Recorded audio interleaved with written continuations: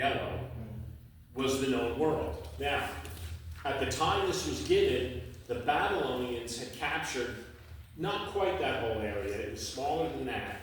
But then the Medes and the Persians took over, right? And the Medes and the Persians expanded a little bit more. And then the time that we're going to talk about tonight is the other one. And you can see that there's so much more of the world was conquered. And you know who did all that conquering? Alexander the Great. And that's why he was called Alexander the Great. Now, some of the other historians labeled some of the people that we're going to talk about tonight the Great. But no one conquered more of the world than Alexander the Great did. Now, keep in mind that as he was going through the world, there were people living there, but they weren't they weren't like organized into a nation. They may have been tribes of certain elements of people, but there was no. He didn't go in and capture a city. Okay, so we're going to see that there's a big change that takes place when we start talking about what Daniel is being told. Okay, now remember last week. In everything before chapter 11, chapter 10, Daniel saw it. Everything he saw, he was given a vision, and he was brought to the place and saw it. But in Daniel chapter 11, starting in verse 1, the angel told him, this is what's going to happen. So he didn't actually see it. And I think that's why, as you read chapter 11, it's different than the other chapters. The other chapters seem to be a little bit easier to understand, because someone is writing it from a first-person perspective. They're there. So like I'm standing here in this auditorium, and I'm seeing that, Christina's sitting in the back, and Jess and Chris are sitting together, Joe is in the next row up. But in chapter 11, I'm standing somewhere, and they're saying, okay, so yeah, you're in this building, and there's people sitting around in all different places, and some of them are sitting in the back, and some are sitting. I'm not looking at it. I don't see it. So the writing of chapter 11 is different than the writing in chapter 10, 9, 8, 7, and previous. All right?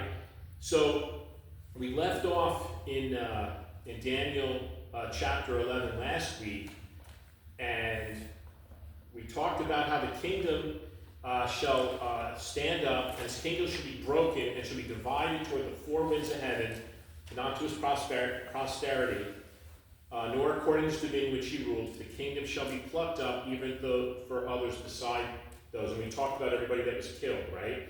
All the people that were taken out. So let's talk about what's left at this point. So we're going to start off in Daniel chapter 11 and verse 4. And following Alexander the Great's death, his empire was divided amongst four of his generals. The four kingdoms for those generals were Macedonia and Greece, under a general named Antipater and his son. That was one. Then Thrace, which is Asia Minor, under Lysimachus. The rest of Asia, except Lower Syria and Palestine, under Seleucus, Nacter. And by the way, that was the king of the north. Also, Egypt and Palestine under Ptolemy, and that was the king of the south. So now we're going to ditch the first two guys, because we don't care about them. We only care about the king of the north and the south, because that's where the next 20 verses focus on. So we're going to see that Egypt, to the south of Jerusalem, located the location of Daniel's people, that's in chapter 10, verse 14, and Syria to the north of Jerusalem. And I did sort out the north and the south. That was perplexing to me last week. Okay? And so now from that point forward, those two places are going to be called the king of the north and the king of the south. So all you have to remember, if you look on your map, either map, it doesn't really make a difference. You can see where the Mediterranean is, and you can see where Israel is, right? And the king of the north is to the north of Israel, which is modern-day Syria, and it was Syria back then as well. Now, I have another map, which we'll get to as we get to verse 36, which is the size of Israel back in those days. Israel was humongous. Israel took up almost the whole Middle East, okay? And I got the map today, and I will print it out and bring it when we get to the proper portion. I didn't want to overload you guys with maps. But I want you to see the difference in the known world. Now, the map program that I use, I can select by day. I think I can go back as far as 2500 BC, or maybe even a little older than that, maybe 2800 BC. And actually, I think that map goes back to the beginning, after the world was formed and after the flood. That's probably when the map takes place, but I'm not 100% sure. Anyway, all I have to do is type in, or go to the margin on the right, type in the date, and it brings up the map and colors it in with the known world. And I'm not sure if the map has the legend on it where it shows who is who. But it's in a different language, that's for sure. What's that? It's in a, I can't read, Yeah, some of the wording, I had to screenshot it because whatever it's written in was not the easiest thing. Just down the the one with the yellow, like in the yellow, it's Empire, I can't, actually, ACHAEM. Yeah, there's, ENID, Empire. yeah, I wouldn't worry about that for now. All you know is that below, where Egypt was, right? You got the king of the south, and then where Syria is, you have king of the north. And by the way, that's that whole area. So Syria, back in the day, encompassed modern-day Turkey today. Now today Syria is much smaller, but that whole area up into Turkey, and I think I have a little bit more of a description of it. Let's see, where was it?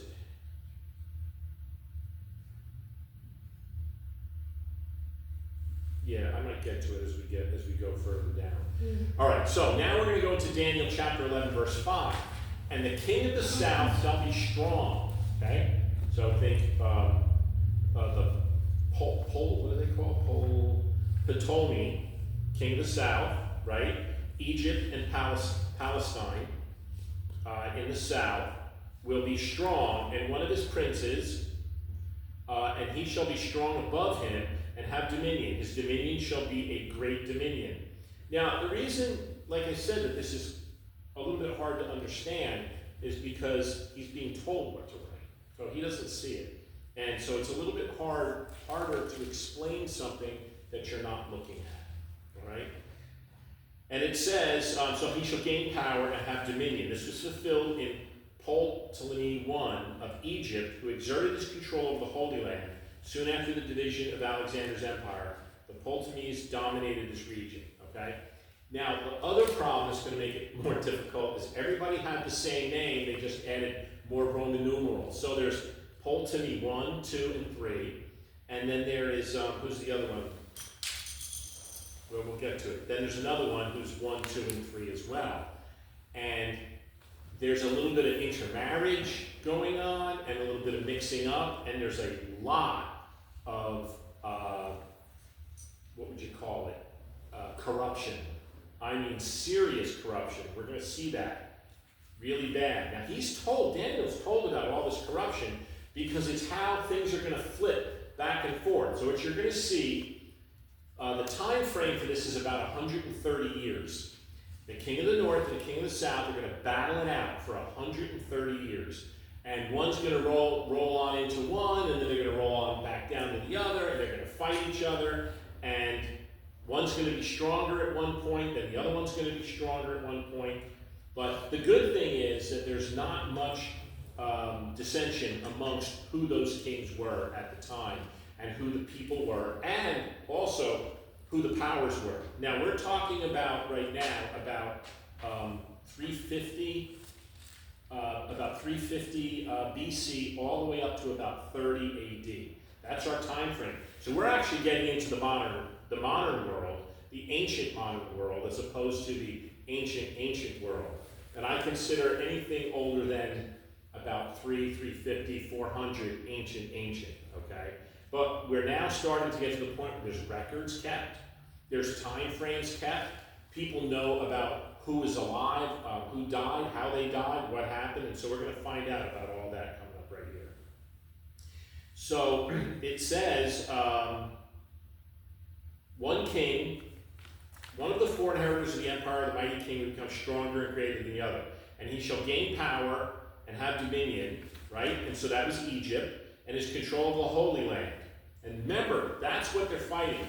So one thing to keep in mind, whenever you hear king of the north, king of the south, east, west, whatever it is, what's the reference point? It's always Jerusalem. And you can find that scattered throughout Scripture. You find it in Ezra, you find it in Jeremiah, okay? So whenever they're talking about to the north, it's to the north of Jerusalem. They're talking about the south, it's to the south of Jerusalem. So that should make things a little bit easier when you try and put things in perspective.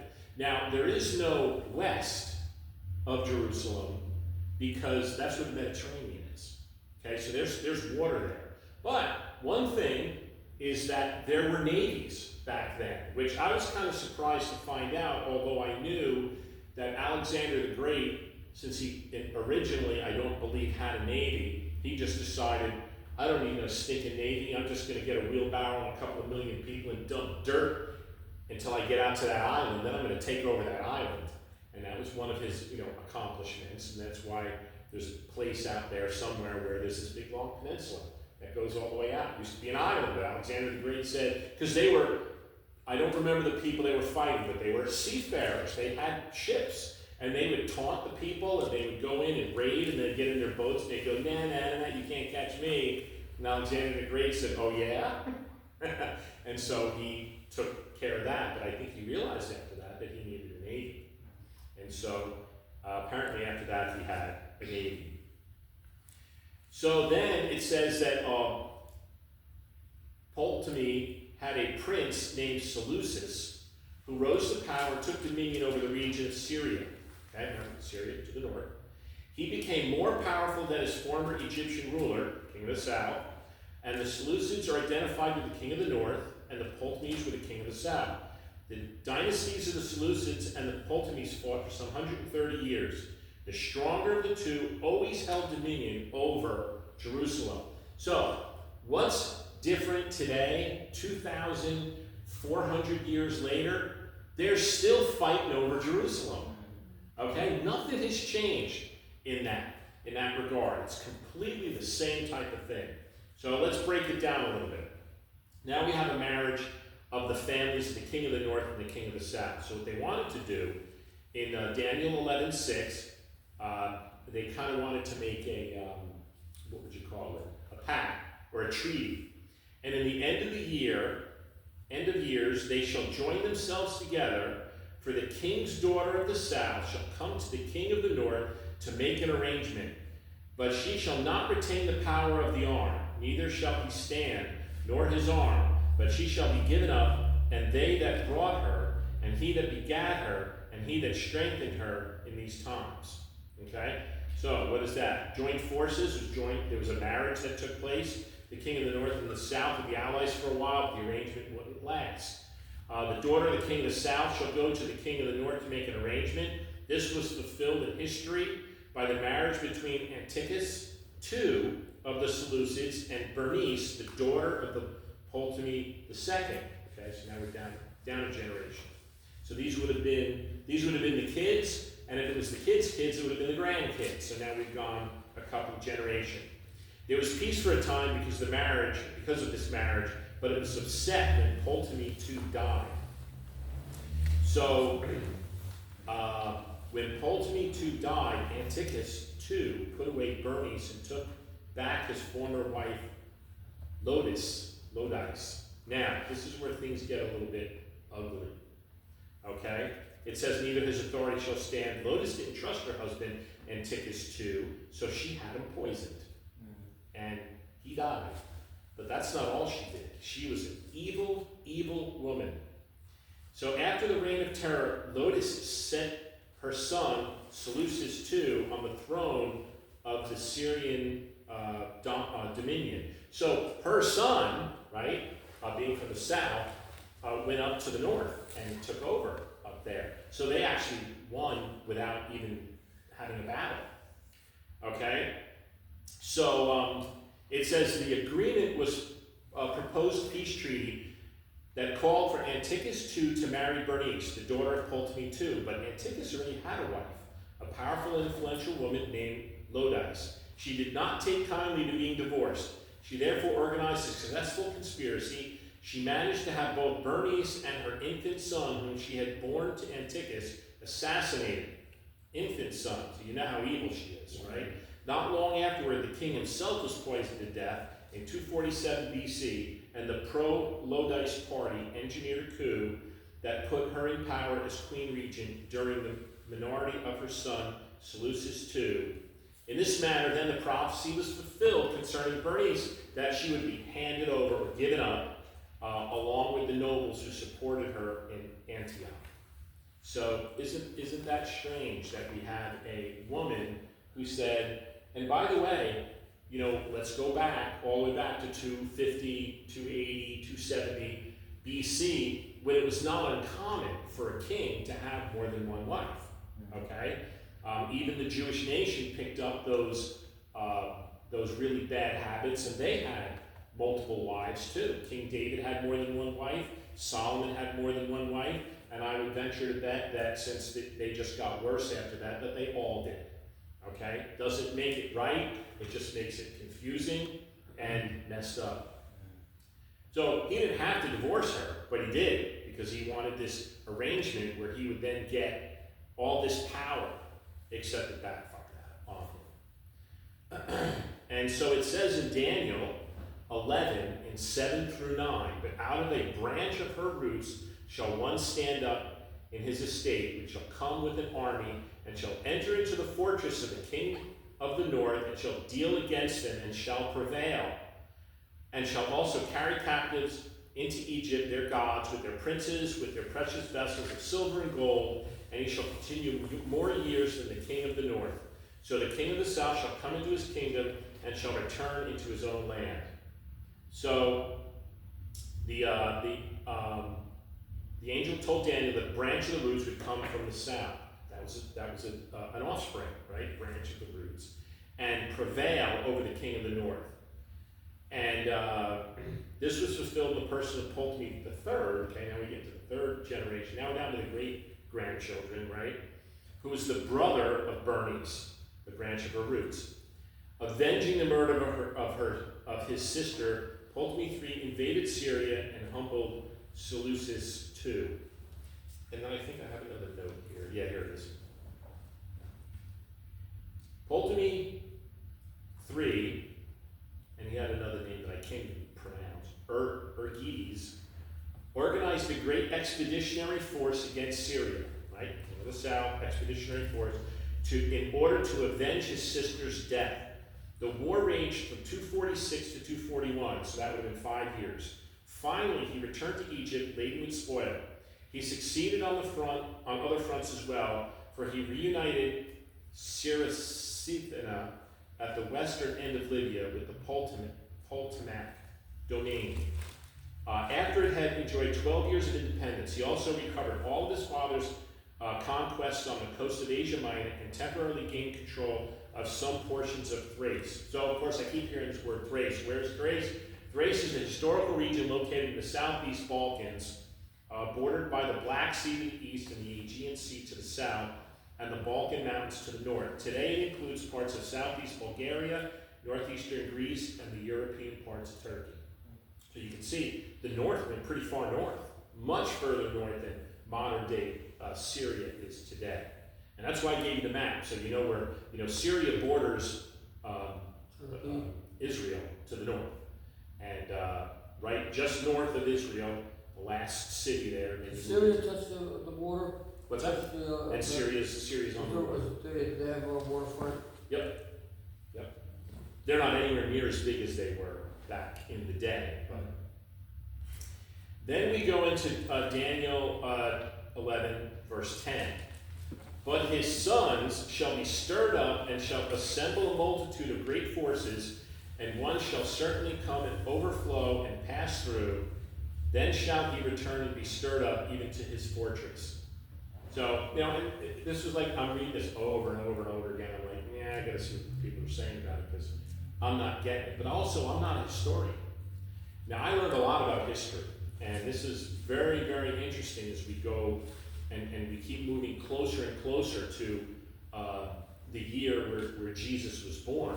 And by the way, this does take place all the way up into that point, and then it transitions right over. Remember, Daniel wasn't told about the 2,000-year church age.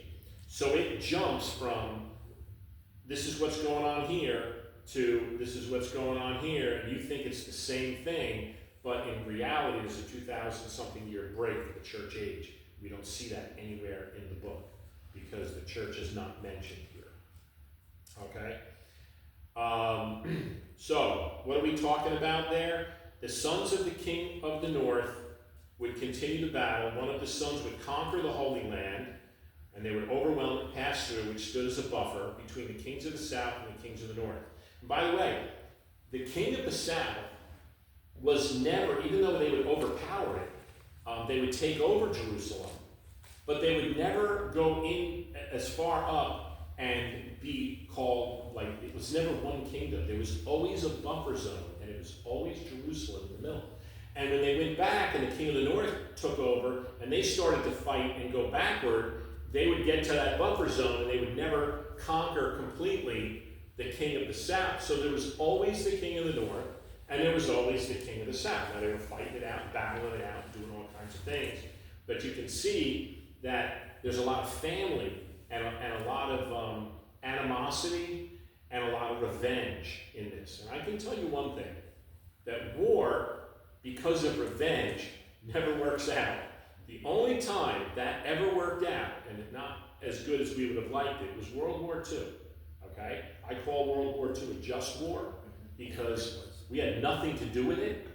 We were drawn in, not the European side, but the war in the Pacific. We were minding our own business. And we saw that there were some things that were pointing to the fact that we could have been drawn into that war. We didn't want to be drawn into the war. We weren't ready for a war in any way, shape, or form. Our industries were not built up enough. We were starting on it, but we didn't have the ships, we didn't have the firepower, we didn't have the emissions, and we didn't have the men. But the person who was president at the time before Pearl Harbor had just received a delegation from Japan. And the delegation said, we're good with you guys, we're not going to be doing anything. And that's why when Pearl Harbor was attacked, there was a message that was transmitted 24 hours before the attack where Japan actually said, we are going to attack you. And the message never made it until 7 hours after the attack occurred. So these are some of the things of history that we find out. So technically, it was a war of revenge, but not really. It was a war because if the Japanese were allowed to continue their quest eastward, they would have taken over Midway, they would have taken over all of the island chains in there, including Hawaii, and then they would have marched right on in and started to get and take over California. Now, today, that wouldn't necessarily be a bad thing, but back then, when California wasn't the land of fruits and nuts, it would have been a bad thing. And so we had to fight back the aggression of people that were coming after our homeland. And it was also the first time. I think they would have invaded you at that time because they know we were armed. Well, they did, but you know, they would have eventually. Remember, Japan for a nation is very small. You know, you take a look at the size of Japan; it's tiny. Like Israel, look at the size of Israel. You know, it's the size of my pinky nail on a map. Yeah, but you got a whole population that are armed. They would have built up their forces in all the islands so that it would have just been a short hop, skip, and a jump to get over there. They probably would have invaded Alaska first and then came down through Canada. So while we don't really know, they did have their eyes set because you know we were the fertile plain. We have everything here. They wanted it. They have nothing, and we had everything, and they couldn't stand for that. So back 2,500 years. Where did we leave off?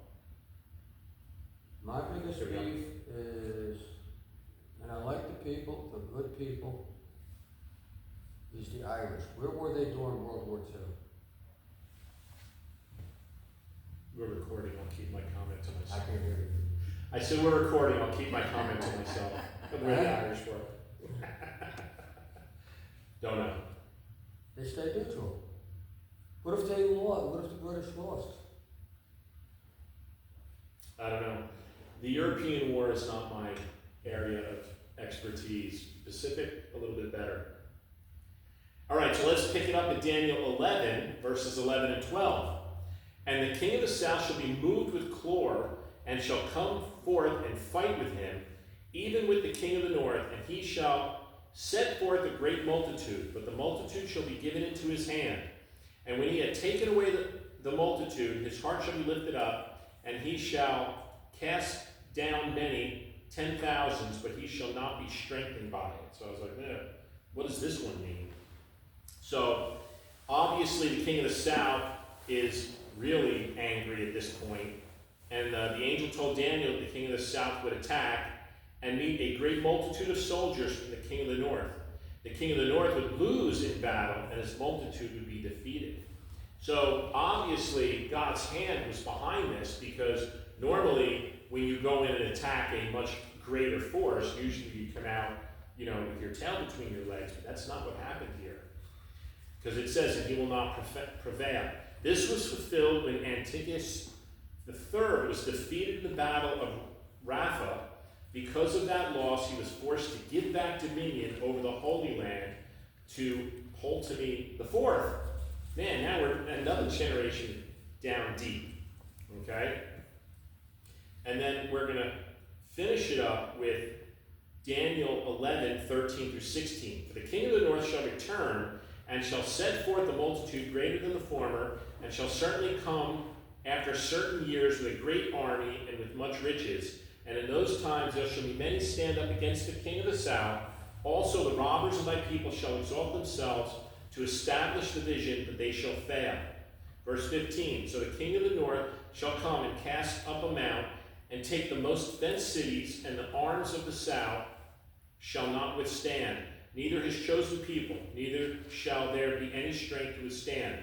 But he that cometh against him shall do according to his own will, and none shall stand before him, and he shall stand in the glorious land by which his hand shall be consumed. Now remember, when we're talking about the glorious land, that's always used. All right? So, the king of the north came in, and the angel told Daniel that the northern dynasty would answer back and defeat the king of the south in an extended siege. This victory would give the king of the north dominion over the glorious land. The land of ornaments, that is Judea, which lying between these two potent princes, was perpetually affected. Anyway, they were talking about how, even though the battle sometimes went through Jerusalem, it was always in the middle of all the war that's going on. And back and forth, back and forth. And no one shall stand against him. This was fulfilled when Antiochus III invaded Egypt again, gained final control of the armies of Ptolemy V, and over the Holy Land. So now we have 5 of these guys named Ptolemy.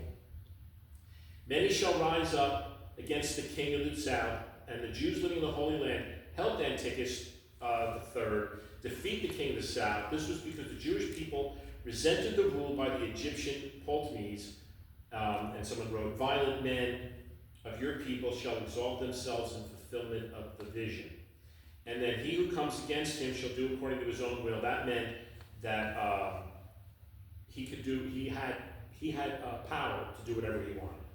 And we don't know, but we would assume that God was behind that power. And we see that as we move into what's going to happen in the end times, how there's a new king of the north, and there's a new king of the south. And by the way, I kind of don't know where people get a revived Roman Empire. You mentioned it once before, and I tried to look into it even further, but they keep thinking they're pretty sure the king of the south is going to be Egypt in the end times, when the king of the south and the king of the north are going to go at it again 2,500 years later.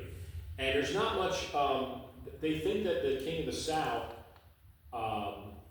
is going to be a coalition of nations, but it's going to be kind of centered in Egypt. Egypt is still sore about what happened during the Red Sea when it was parted and they lost everything. So of course, they're going to want to go in and get the Jews again. So I kind of always get a kick out of that. You want to talk about holding a grudge for 4,000 years. That's a long time to hold a grudge. They're not over it, is it? No. They do like their money though, and they know that by being supportive of Israel, money is going to be good. So anyway, the Jewish people of the glorious land initially welcomed Antiochus III as liberator from the Egyptian rule. Their decision to support Antiochus proved unwise when he turned destruction upon the glorious land and its people. So we've made it up to verse 16 in Daniel 11. So I think there's 39 verses. There's a lot more to it. Now they're going to go from verse 13 all the way to about 36, and that's where it transitions to future. Okay? So we have, I guess, about another 20 verses to go, where there's a little bit more infighting and a little bit more battles that go on, and some other things that are spoken about. And they ally up with some people, and then God allows some things to happen. I'm just looking through a synopsis. But the king of the north doesn't really ever seem to be the victor. The king of the south seems to be very, very powerful. What we're going to find is that in the end times, the king of the north is going to come down with such force all the way to the king of the south, and is going to completely overwhelm everything in its way. So, but there is a great discussion on who the king of the north is in the future. We don't really know. The only thing that they know that people tend to agree with is that it has to do with the Arab nations and Ishmael and the brother of Jacob. Esau. Drew a blank. Okay, so that's all they know. But we'll get to that because we still got a couple more verses to go. So there is a lot of corruption that took place going back and forth between these two kings. But the number one thing to remember is that, God takes out his vengeance. One of the things I read in Psalm today is, the Lord created the wicked, for the day of judgment. And that didn't mean their judgment. Sometimes God created the wicked for the judgment of other people. Now, throughout this time frame, the nation of Israel was gathered back together, and they were actually able to go back into the glorious land. Remember that in Daniel's time, they were returning to the land. And you had Ezra and Nehemiah, one building the walls again, and one starting the work on the temple. Now that didn't get completed for quite a long time, but at least the Jews were returning to the land. But what they did not return to confessing before God. Okay? And God would use the wicked of that day to go in there and take out his, I hate to call it vengeance, even though God is entitled to the vengeance, but he'll take out his judgment on his own people. And the nation of Israel has been a very, very rebellious nation from day one. And I think that what God wants to show us in the complete rebellion of the nation of Israel is that what he did for them by creating a covenant with the nation, said, I will be your God and you will be my people, is showing him that he picked somebody out that did not deserve it. And he says, I, because I'm God, am going to bestow on you greater wealth and riches and power than anything in the world that you can see. And I don't know if you've ever looked to see, but a lot of the great things that have made the world better today are almost always come single thing, every advancement in medicine, every advancement in science, every advancement in war, every advancement that betters humankind has all come from the Jewish people.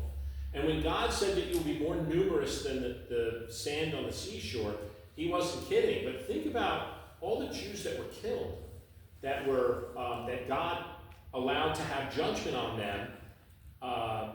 And there's a good correlation. Don't mix up any of the promises that were made to the Jews that they were not made to the Christians. We have our own thing, okay? But when you think about it, that God said, I'm going to bestow on you all of this stuff, even though you didn't deserve it. He did the same thing to the Christians, right? We don't deserve salvation, and yet God gives us salvation. We don't deserve forgiveness. As Christians, we mess up as much as the Jews do. How come? Because we know what's right and wrong. The world doesn't know what's right and wrong. So the world can do what they do, and they have a semblance of what I would call ethics. Okay? How come it's not right to kill somebody? Well, because ethically it's wrong, right? We're not looking at it from a Christian or a godly perspective. But, in some cases it would be okay. So if someone's pregnant and you don't want that baby, it's okay to kill them because it's okay.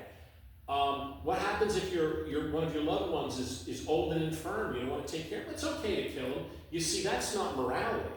Morality comes from the Bible, where killing is wrong no matter what.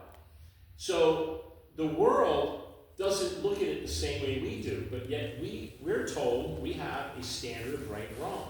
So when we do something wrong, we know it, because God told us that's wrong to do. And God told the Jews the same thing. But for the last 2,400 or so years, the nation of Israel has not turned and repented from their evil ways. And therefore, they're continually getting bombarded by the hate of the world. And by the way, I think one of the reasons that the world hates them is, remember, Esau and Ishmael were both the firstborn, right? Both fathers of the Arab nations, yet neither of them got the birthright or the gold, so to speak. Who gets the gold? The one who gets the birthright. Yet the oldest is supposed to get that. In all religions, the oldest is the one that's given the most, yet in both of those cases, the younger one. Don't think that doesn't enter into this, that God said, I'm giving it to the other one, right? What does he say? He says, Jacob I loved and Esau I hated, right?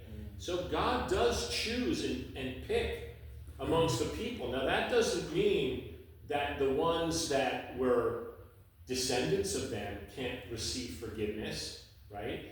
There's no indication that Job was Jewish. None. No indication. But look at the favor. What's that? What was he? That he was Jewish. There's no indication. No. Might even have been before the nation of Israel. They don't know. They don't know where he came from, but yet, so you could say that he was a Gentile, so to speak, and yet God bestowed favor upon him. As a matter of fact, he had a righteous way of living, and he constantly prayed. He knew about God. He knew what was right, and he knew what was wrong, and he always tried to do what was right. So it doesn't mean that just because God didn't like the dad doesn't mean he doesn't like the offspring. And there's some things in Psalm. A lot of Psalms are written by someone named, people named Korah. You remember Korah's rebellion? Mm-hmm. Well, there were some righteous people in there that God spared. And those people went on to write some of the Psalms. And apparently they were very musical people. And so they went on to write some of the Psalms. And because you'll see it in the note on the top, a Psalm of David or a Psalm of Korah. And so when you take a look at that, it doesn't mean that God will hate the descendants throughout all time, but it's the same with us, okay? You raise a Christian family, and God, gives us the benefits of being a Christian. We have salvation, but it doesn't automatically roll over to my kids. Doesn't mean that my kids are going to be, grow up to be Christian. They may reject God. They may reject what's right and what's wrong. So God looks at people individually today. Now, it will come back to the nation of Israel in the time of Jacob's trouble, which is the tribulation, where God will then deal with the nation as a whole. But one thing that I've been finding from watching and listening to a lot of the stuff that I watch during the day and the evenings is that the nation of Israel does everything in their own strength, right?